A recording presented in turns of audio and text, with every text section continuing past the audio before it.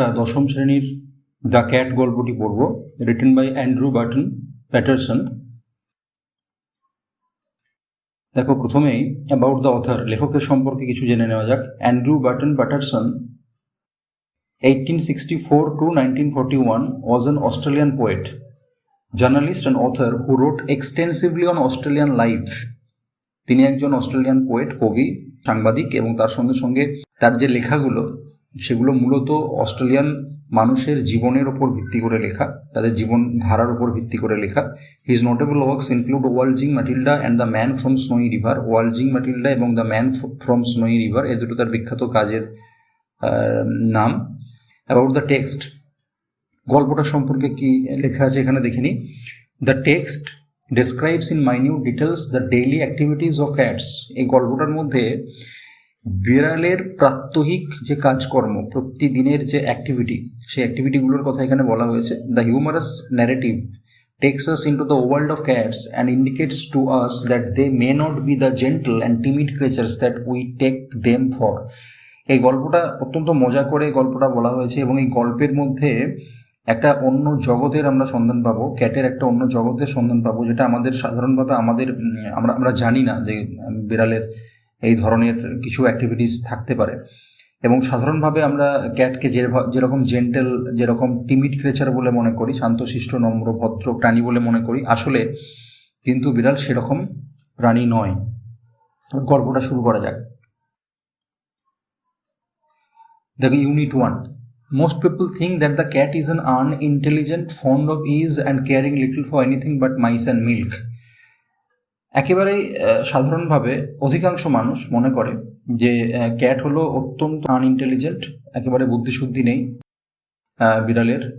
তারা fond of is, তারা comfort ভালোবাসে, তারা একটু আদর পছন্দ করে, এবং তার সঙ্গে সঙ্গে and caring little for anything but mice and milk, তারা খুব একটা বেশি কিছু চায় না, শুধু ইঁদুর আর দুধ, এই দুটো পেলেই তারা সন্তুষ্ট। But A cat has really more character than most human beings. কিন্তু আমাদের চাইতেও, মানুষের চাইতেও ক্যাটের ক্ষেত্রে তাদের ক্যারেক্টার একের বেশি। তারা বিভিন্ন সময় বিভিন্ন রকম রূপ ধারণ করতে পারে, যেটা মানুষ এতটা করে উঠতে হয়তো নাও পারে, কিন্তু ক্যাট পারে।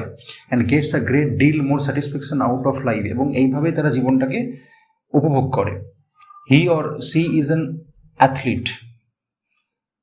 তারা, বিড়াল সাধারণত একজন অ্যাথলিটের মতো, একজন স্পোর্টসম্যানের মতো, খেলোয়াড়ের মতো। বেশ কিছু শব্দের মানে নিচে বক্সের মধ্যে লিখে দেওয়া আছে। অ্যান্ড অ্যাক্রোব্যাট, অ্যাক্রোব্যাট শব্দের মানে নিচে লিখে দেওয়া আছে। দেখো, অ্যাক্রোব্যাট মানে ব্যায়ামবিদ। তারা ব্যায়ামবিদের মতো, স্পোর্টসম্যানের মতো, অ্যান্ড এ গ্রিম ফাইটার। তার সঙ্গে সঙ্গে তারা দুর্দান্ত যোদ্ধা। অল ডে লং, সারাদিন ধরে, the cat loaves about the house. সারাদিন ধরে, লোভ মানে কুড়েমি, সারাদিন ধরে বাড়ির মধ্যে একটা ক্যাট কুড়েমি করে বেড়ায়, এখানে ওখানে বসে থাকে। Takes things easy and allows himself to be pestered by the attentions of the people in the house. এবং মানুষের মনোযোগ আকর্ষণ করে বেড়ায়, মানুষকে জ্বালাতন করে বেড়ায়। পেস্টার মানে জ্বালাতন করা, জ্বালাতন করে মানুষের মনোযোগ আকর্ষণ করে, দৃষ্টি আকর্ষণ করার চেষ্টা করে। To pass the time away he sometimes watches a mouse hole for an hour or two, just to keep himself from dying of boredom. Boredom মানে একঘেয়েমি, একঘেয়েমির হাত থেকে রক্ষা পাওয়ার জন্য, একঘেয়েমি কাটানোর জন্য সে কখনো কখনো ইঁদুরের গর্তের দিকে তাকিয়ে 1 ঘন্টা বা 2 ঘন্টা অনায়াসে অতিক্রম করতে পারে, পার করে দিতে পারে। People get this idea that this sort of thing is all that holds life for a cat.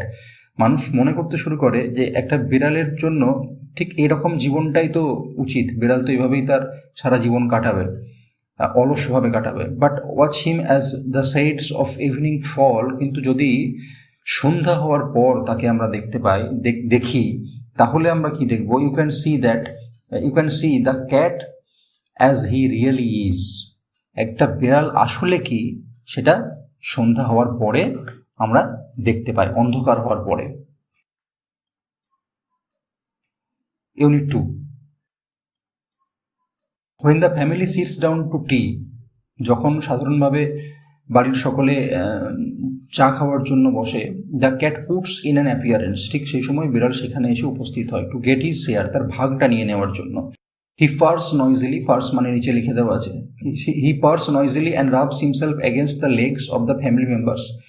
সে কী করে, মানুষের যে সমস্ত পরিবারের সদস্যরা সেখানে বসে চা খাচ্ছে তাদের পায়ের কাছে গিয়ে সে আওয়াজ করতে থাকে এবং তাদের পায়ে নিজের শরীরটাকে ঘষতে থাকে। If there is a guest at the table the cat is particularly civil to him. যদি সেখানে কোনো অতিথি থাকে, যদি সে বাড়িতে কোনো অতিথি এসে থাকে, গেস্ট এসে থাকে, তার কাছে কিন্তু বেড়াল অত্যন্ত নম্রভদ্র আচরণ করে। Because the guest is likely to have the best of what is offered. কারণ সাধারণভাবে বাড়িতে অতিথিদেরকে আমরা একটু বেশি ভালো খাবারটাই দিয়ে থাকি। Sometimes instead of giving him something to eat, the guest stoops down and strokes the cat and says poor pussy, poor pussy. কখনো কখনো গেস্ট যেহেতু অভ্যস্ত নয় যে ক্যাট এখানে এসেছে, এখানে এসে বসে আছে, এর কারণ সে তাদের কাছ থেকে খাবারের ভাগ চাইছে, এটা বুঝতে না পেরে কখনো কখনো গেস্ট কি করে, তার গায়ে হাত চাপড়ে দেয়, তাকে আদর করতে থাকে এবং পোর পুসি বলতে থাকে। The cat soon tires of that. কখনো কখনো বিড়াল এতে বিরক্ত বোধ করে এবং he puts his claw and quietly but firmly rakes the guest in the leg. কখনো কখনো পা আঁচড়ে দেয়, অতিথির গেস্টের পা আঁচড়ে দেয়। Oh says the guest, the cat stuck his claws into me. এবং তখন চিৎকার করে ওঠে গেস্ট এবং বলতে থাকে যে বিড়াল আমার পা আঁচড়ে দিয়েছে। The delighted family remarks. ঠিক সেই সময়ে এই যে পরিবারটা, যে পরিবারের সদস্য হয়ে গেছে ওই ক্যাটটা, তারা বেশ আনন্দিত উচ্ছ্বসিত থাকে। তো তারা তখন বলতে থাকে, ইট ইজন্ট সুইট অফ হিম, কি সুন্দর বিড়ালটা, ইজন্ট হি ইন্টেলিজেন্ট, সে বুদ্ধিমান তাই না। He wants you to give him something to eat, সে আসলে চাইছে তাকে কিছু খেতে দেওয়া হোক, সে খাবারের ভাগ চাইছে।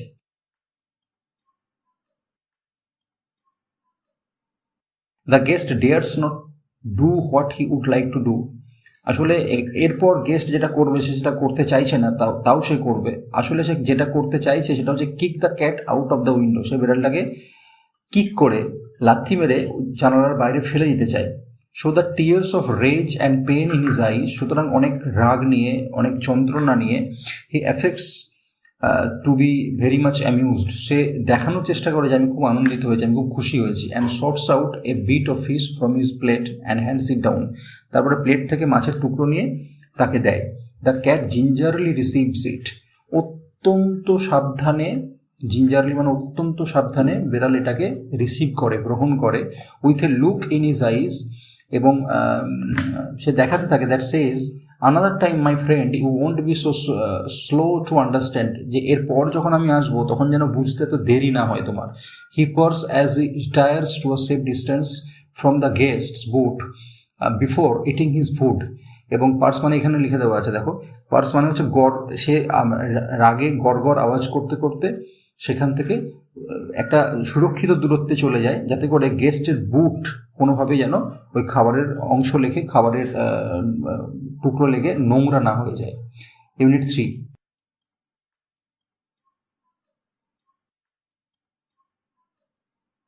When the family has finish tea, যখন সবার চা খাওয়া শেষ হয়ে যায়, and gathers round the fire, এবং সবাই ওই আগুনের চারপাশে গিয়ে বসে।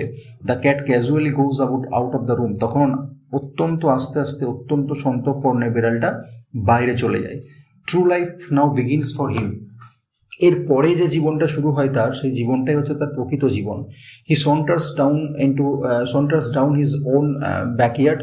সে সেই ঘরের পিছনের দিকে চলে যায়। Springs to the top of the fence, তারপরে প্রাচীরটা এক লাফে টপকে যায়। Drops light down to the other side, তারপর অন্য পাশে গিয়ে পড়ে। He trots across and skips to the roof of an empty shed. তারপরে সে একটা ফাঁকা ছাদের মধ্যে গিয়ে সে দাঁড়ায়। হিজ মুভমেন্ট বিকামস লিদে, তখন তার যে চলাফেরা সেগুলো অত্যন্ত ক্ষিপ্র হয়ে যায়, তখন সে আর কুঁড়েমি করে না, আলসেমি করে না। অ্যান্ড প্যান্থার লাইক, চিতাবাঘের মতো দেখতে লাগে তখন তাকে। হি লুকস কিনলি ফ্রম সাইড টু সাইড, সে এদিক ওদিক ভালো করে দেখে নেয়।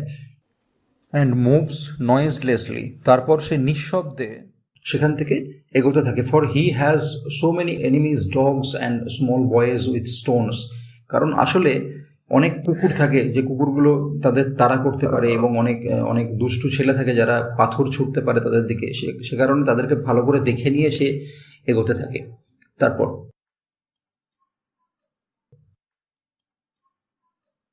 On the top of the shed the cat arches his back. ছাদের ওপরে ওঠার পরে সে তার পিঠটাকে ধনুকের মতো বাঁকায়, টান টান করতে থাকে, and rakes his claws once or twice through the soft bark of the old roof. পুরনো ছাদের যে মসৃণ মেঝে তার উপরে তার নখগুলোকে, তার থাবাটাকে বারবার আঁচড়ে দেখে নেয়।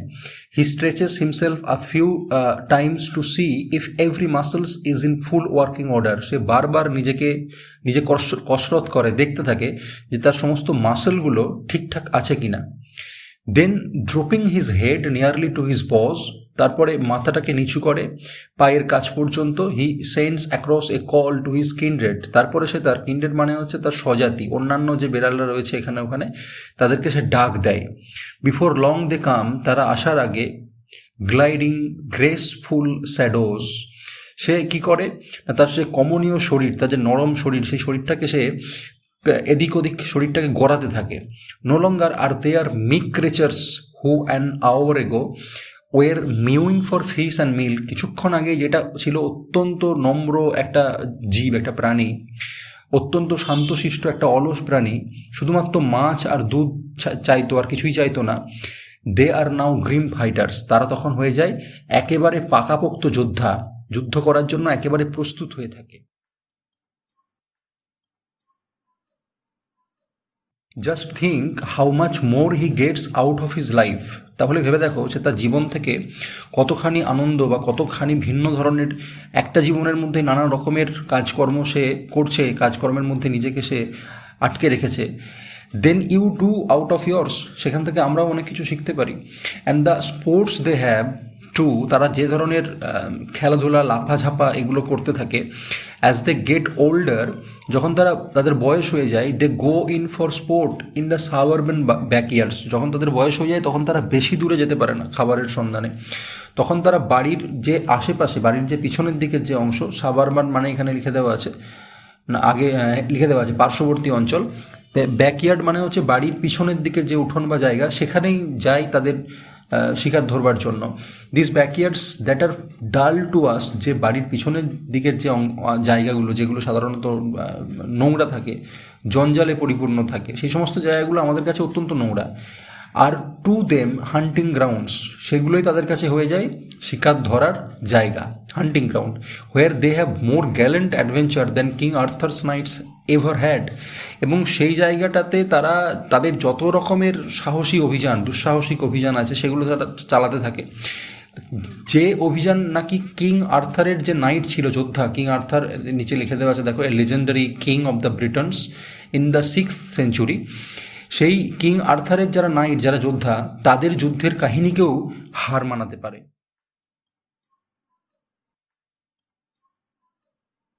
It is always spoken as a reproach against cats that they are more fond of their home than of the people in it.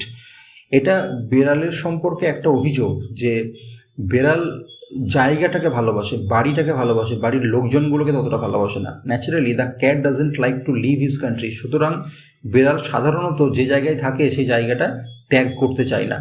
The land where all his friends are, যেখানে তার সমস্ত বন্ধুরা আছে। And where he knows every landmark, যেখানে সমস্ত জায়গা তার চেনা পরিচিত।